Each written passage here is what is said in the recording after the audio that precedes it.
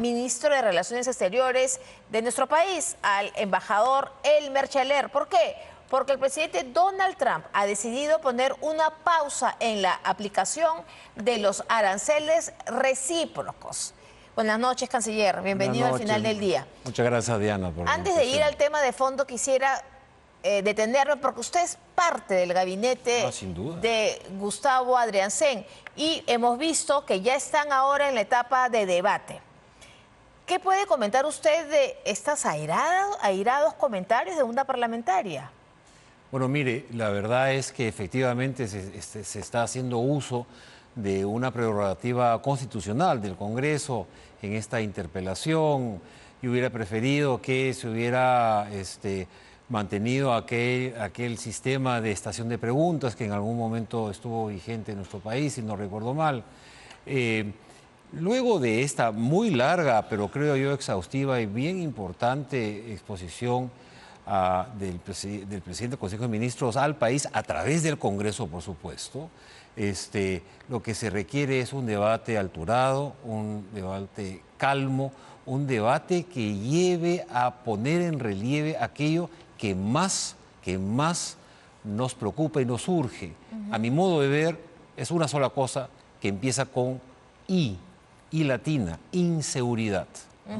Y eso es lo que tenemos que combatir. Seguramente que de eso, de hecho, han hablado largamente.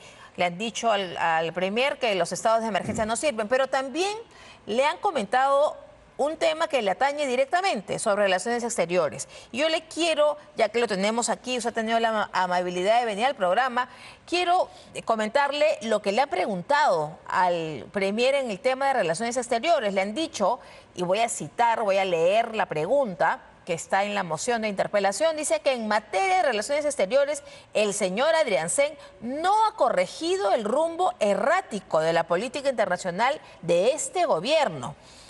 Sigo, tras la salida del ex canciller González Olechea y la designación del actual canciller Cheler, la ambigüedad frente al proceso político en Venezuela y la falta de claridad en las relaciones con México y Colombia debilitan la posición del Perú en la región y dicen además que el señor Adrianzen tampoco ha comunicado al país una estrategia para hacer frente a las nuevas políticas comerciales y migratorias del presidente Trump.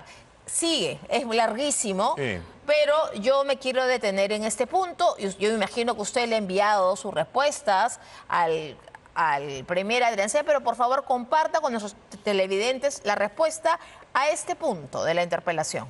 En primer lugar, la verdad que a mí me sorprendió en un documento tan importante como es un pliego de preguntas interpelatorias, algunos adjetivos. Uno de ellos, esta naturaleza errática que se le atribuye a la política exterior peruana.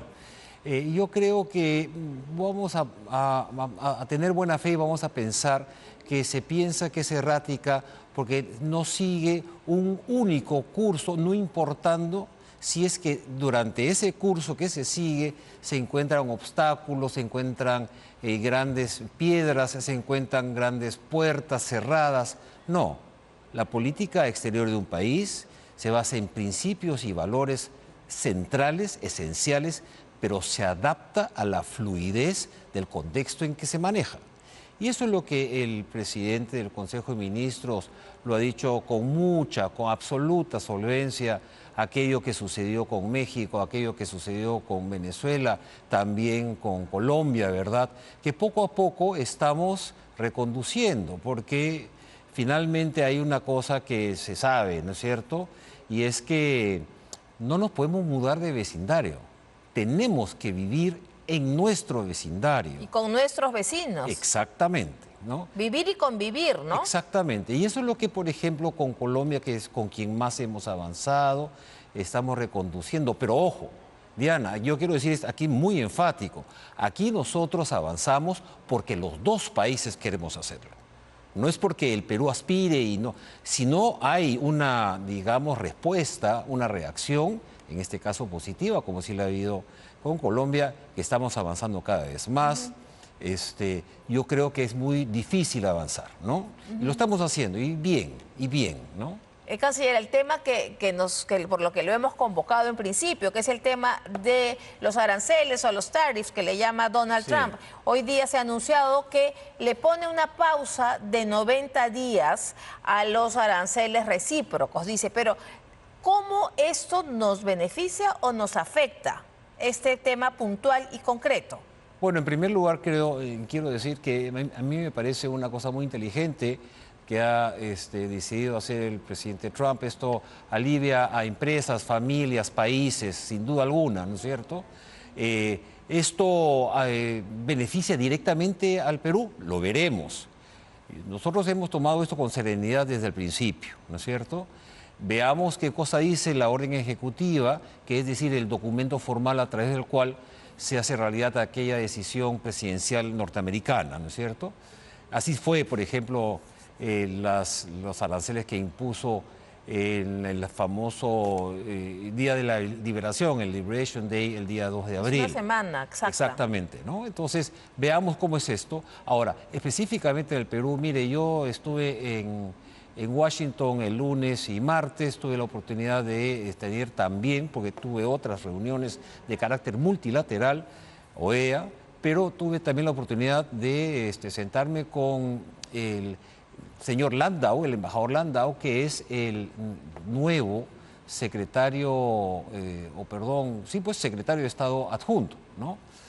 O asistente. ¿Vendría a ser un vicecanciller? Sí, efectivamente. Vendría a ser el vicecanciller de Marco Rubio. Exactamente. O sea, usted se ha reunido en Washington con el vicecanciller para ponerlo en términos coloquiales. Correcto. Marco Rubio lamentablemente no está. Yo quise reunirme con él, no estaba en Washington. Me mandó una muy bonita esquela de disculpas, así que me senté con el embajador Landau, hablamos muy largo, más de una hora hablamos, y hablamos justamente de estos aranceles de 10% que para nosotros de manera inexplicable le impuso los Estados Unidos al Perú. Le demostramos cómo es que efectivamente no son recíprocos esos aranceles. Claro, porque el tema es que lo suspende por 90 días los aranceles recíprocos. En el Perú no hay esa reciprocidad. ¿Qué quiere decir esto? ¿Se va a mantener ese arancel del 10%, solo es una suspensión o seguimos con el arancel aplicado del 10%? Yo aspiro a que, en primer lugar, hay una pausa, como ha dicho el presidente Trump, también de este arancel, 10% para el Perú. ¿Por qué? Diana, mire, nosotros tenemos una convergencia casi perfecta con los Estados Unidos. El 98% del universo arancelario bilateral está liberado, está en 0%. Tenemos 2% apenas de productos americanos que vienen al país grabados con un arancel promedio de 2.3%. Entonces, si nos están poniendo 10% más el 2.5% que ya existía, porque también hay una desgravación pendiente por parte de los Estados Unidos para los productos peruanos, estamos hablando de 2.3%, que es el arancel promedio peruano que se aplica frente al 12.5% norteamericano. Eso no es recíproco, pero no es recíproco, idioma, evidentemente. ¿no es cierto? El presidente Donald Trump, que ya lo mencionamos, ha dicho ayer en una reunión con los republicanos en términos coloquiales y en términos bastante, hasta podría decirse, de replana, casi de jerga americana, ha dicho que hace esto porque más de 75 países le estaban pidiendo explicaciones, hay que ser flexibles. Prácticamente ha dicho que los 75 países le estaban rogando, ¿no? Y ha dicho, otros términos más subidos de tono. Y nosotros sabemos que el Perú le presentó la semana pasada a los Estados Unidos una nota diplomática amigable, pidiendo explicaciones. Cuando Trump habla de estos países que le están soboneando, por decirlo de algún modo elegante, ¿el Perú está en esos 75 países a los que se refiere Trump? Mire, la verdad que es muy difícil saber a quiénes se refiere el presidente Trump. Son 75 países. Claro, por ahí es la mitad del mundo, podríamos quizás estar, ¿no? Por ahí podríamos estar según su visión, pero lo que sí es muy claro, nosotros hablamos largo de esto con la ministra de Comercio, el ministro de Economía y Finanzas, el ministro de Agricultura, de Energía y Minas y la Producción, que es un poco el equipo que ha conformado la presidenta Boluarte para ver este tema específico. Y ahí planteamos varias cosas, ¿no? En primer lugar, una vez que salió esta orden ejecutiva del 2 de abril, hay un acápite, el 4C, que dice que efectivamente, antelándose a lo que luego ha sucedido hoy día, las autoridades norteamericanas podrían bajar esos aranceles ya impuestos si es que hay espacio para negociar, ¿no es cierto? Si es que no hay retaliación o retorsión, como se dice correctamente en español, y que efectivamente hay espacios de coincidencia en los objetivos tanto norteamericanos como del país que se trata.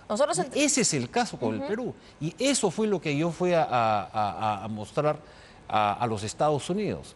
Hay coincidencia, hay convergencia, queremos sentarnos a negociar, que todavía tenemos algunas cosas que solventar en el TLC que tenemos, en el APC, sí, efectivamente, pero hay que conversar. Y eso es lo que hemos hecho y ahora tenemos este anuncio que la verdad que nos da un buen ánimo. Nosotros hemos entrevistado aquí Al Final del Día al embajador del Perú en los Estados Unidos, sí, al embajador Alfredo Ferrero, y él está en el ámbito de la negociación, de que hay puntos por conversar, sí, que se podía esto, digamos, retrotraer, muy optimista, ¿no? Además, amparándose que el TLC nos protege, que hemos quedado bien parados gracias al TLC. Pero, por ejemplo, el exministro Juan Carlos Matos, a quien también hemos entrevistado aquí, Al Final del Día nos decía que lo mejor era un poco casi que hacerse el muertito y no pedir tantas explicaciones, porque al final no estábamos tan perjudicados. ¿Usted cree que hay que más bien no ir a pedir tantas explicaciones? Bueno, es una visión relativa, eso que no estemos tan perjudicados. Quizás en algunos sectores no, pero en otros definitivamente. Por supuesto, en el tema agroexportador, ¿no? Exactamente, ¿no? Ahí, y no solamente es por un mercado muy importante, el 46% de los arándanos que produce el Perú se va a los Estados Unidos, sino que por la gente que hay detrás, por la mano de obra que hay detrás. Entonces, dificultades, encarecimientos, rompimientos de contrato. Yo ya me he enterado de que hay algunos, digamos, clientes peruanos, de productos peruanos en los Estados Unidos que les están diciendo a sus contrapartes peruanas, mira, ese contrato que firmamos por, digamos, 100.000, ahora ya no lo vamos a hacer por 100.000, sino vamos a hacerlo por 100.000 menos el 10%. Claro, eso es lo que va a pasar. Por eso también urge, también que hemos hablado aquí con Gabriel Amaro de AGAP, urge que se promueva la ley agraria. ¿No cree definitivamente. usted? A ver, en el Congreso. Así es, efectivamente. Yo creo que también tenemos una tarea interna muy importante que hacer. Eso ya no es un tema de negociación con los Estados Unidos, sino en realidad eficiencias económicas. Nosotros tenemos que hacer cada vez mejor y más eficiente la producción de cualquier cosa que hagamos en el Perú, es decir, arándanos, agropecuario, industrial, minería. Más eficiente, más barato, optimizar las cosas, y eso va desde la tramitología, por supuesto, hasta, digamos, vías férreas y puertos más eficientes y más baratos, ¿no? Claro, porque eso finalmente va a ser... Un último tema respecto a lo que yo he recogido en estas entrevistas es que también otra cosa es que dice que hay que buscar otros mercados, que no hay que ser tan Estados Unidos dependientes. Claro, es nuestro segundo socio, China es el primero, y que ahí tendrían que entrar a tallar las oficinas comerciales en el mundo. Definitivamente. A ver, las oficinas comerciales hacen una tarea de prospección esencial. Ellos ven qué es lo que se consume en el lugar, cuáles son las posibilidades de nuestros productos y más o menos conforman una suerte de bolsa, vamos a llamarlo de alguna manera, de inteligencia comercial. Ahora, todo eso se tiene que procesar. Tenemos la capacidad productiva, no solamente en calidad, sino también en cantidad para suplir estos productos a esos mercados. Una primera gran pregunta. Segunda gran pregunta, ¿cuáles son las cadenas de valor? ¿Cuál es la logística? ¿No es cierto? Y después viene yo creo que lo más importante, porque todo esto es un tema convencional, es decir, arbitrario en el sentido de que depende de la voluntad de quienes se sientan a negociar. Ahí viene la negociación política, diplomática, que nos da a conocer mutuamente, porque claro, nos conocemos toda la vida en el vecindario, en América del Sur, por ejemplo, pero nos conocen correctamente en el Asia, en la India, donde estuvimos la ministra de Comercio y Turismo y el que habla hace muy poco, no necesariamente. Claro, ¿no es ahí cierto? hay un trabajo que hacer. Ahora, usted, quiero volver al tema de que se ha reunido con el vicecanciller de Estados Unidos. Sí. ¿Qué respuesta le ha dado? ¿Qué Bueno, le ha dado esperanza? Porque claro, eso ha sido antes del anuncio de los 90 días, pero ¿qué respuesta ha tenido? bueno, mire, yo la verdad que no quiero parecer un gurú, ni mucho menos, pero cuando yo de alguna manera muy amable y firme, porque ese es el tono de la conversación que tuvimos, le dije, es importante que nos sentemos a conversar esto porque a nosotros nos puede hacer mucho daño. Él fue muy amable, sumamente abierto y nos dijo una cosa que luego sucedió, es decir, voy a transmitir esto a la Casa Blanca, ¿no?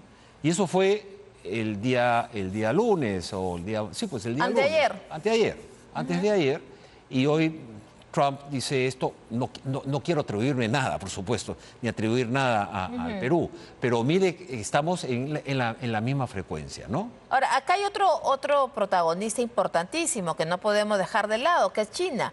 Mientras pone en pausa de 90 días los aranceles, le impone a China 125%, que es Sí, un montón, sí. ¿no? Entonces, aquí en el Perú sí hay una preocupación por esta medida y hay una preocupación en los textiles. Hay una preocupación, por ejemplo, en Gamarra. Escuchemos lo que ha dicho Susana Saldaña de Gamarra respecto a este tema concreto. Escuchemos. Ya existe una sobreimportación de prendas que vienen sobre todo del Asia, que compiten de manera desleal. Además de la sobreimportación, viene el contrabando, viene la ropa usada, viene el dumping. Para que estos productos, que son 100% nacionales, cumplen con todos los parámetros, están hechos incluso con material americano, muchos de ellos puedan ingresar al mercado americano a venderse a un costo muy realista como el de acá. ¿Cómo se va a proteger ante este escenario? Lo que dice la señora Susana Saldaña. Bueno, ¿Tiene mira, alguna? sí, ahí hay varias cosas de lo que ha dicho que yo creo que es muy importante, ¿no? Lo primero, aquello de sobreimportación, ¿verdad? O aquello de importación ilegal, ¿no es cierto? O con algunos visos de dumping. Hay mecanismos y muy fuertes y el Perú es muy competente en aplicarlos para evitar eso. Y no necesariamente con una visión proteccionista, sino claramente competitiva en un piso parejo. Lo que el Perú quiere, siempre lo ha querido en los últimos 30, 40 años, es tener el piso parejo para que podamos competir en igualdad de condiciones.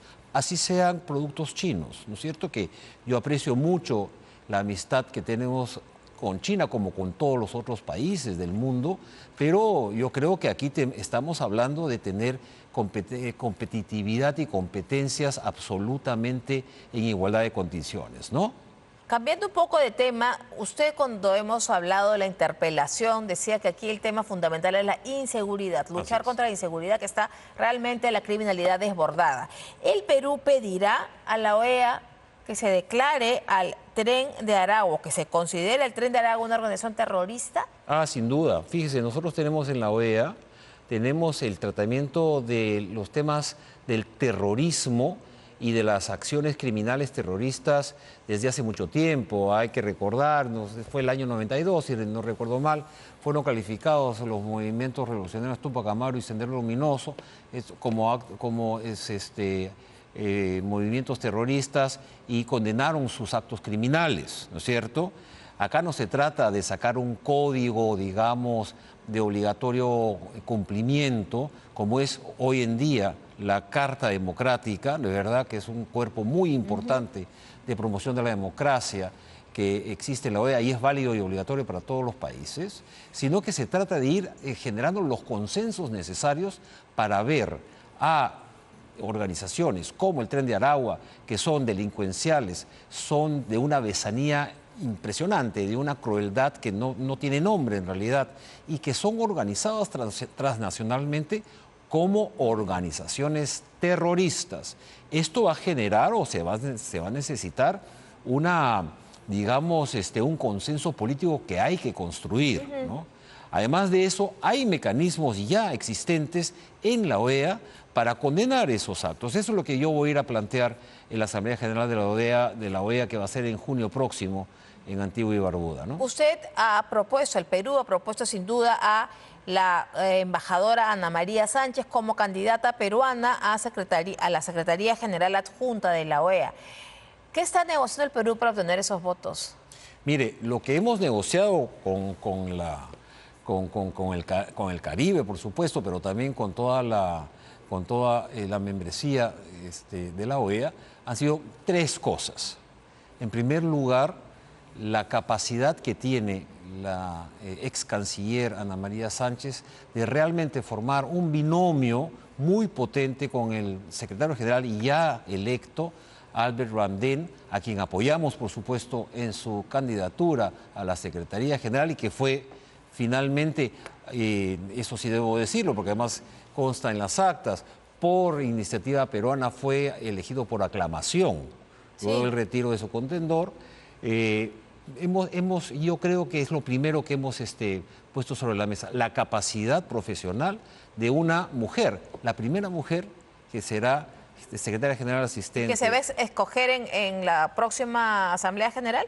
Exactamente, el 5 de mayo es la elección, así es. El 5 de mayo. Y por último, canciller, ¿seguimos esperando noticias de los 4 peruanos desaparecidos en Venezuela? Sí, seguimos esperando. No hay... Un peruano, creo un caballero de apellido Madrid apareció y ya también ha retornado al Perú. De otros, ¿Uno? Sí, de los otros tres seguimos esperando. Seguimos esperando noticias entonces de Pero no de ahora... brazos cruzados. Nos están ayudando las iglesias, las organizaciones de derechos humanos, las organizaciones internacionales, otros países también, ¿no? ¿Cuántos meses desaparecidos en Venezuela? ¿Perdón? ¿Cuántos meses llevan desaparecidos en Venezuela? Septiembre fue, creo, los primeros 2. El señor Guamanchubo creo que fue el primero, si no recuerdo mal, fue septiembre, octubre del año pasado. 7 meses y no hay novedades. Muchísimas gracias, canciller, por su presencia al final del día y seguramente seguiremos conversando. Muchas gracias. De nada, entonces nosotros volvemos al Congreso porque tenemos no un...